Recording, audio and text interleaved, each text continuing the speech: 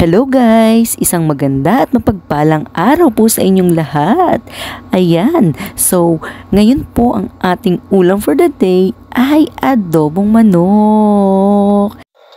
At syempre, hindi tayo ang nagluto dyan guys. Pero syempre, alam niyo naman na kung paano ang mga steps ng pagluto ng adobo. Pag mikos-mikosin nyo lang guys, kalalabasan din yan ay adobo na masarap, di ba? Tara guys, kain tayo!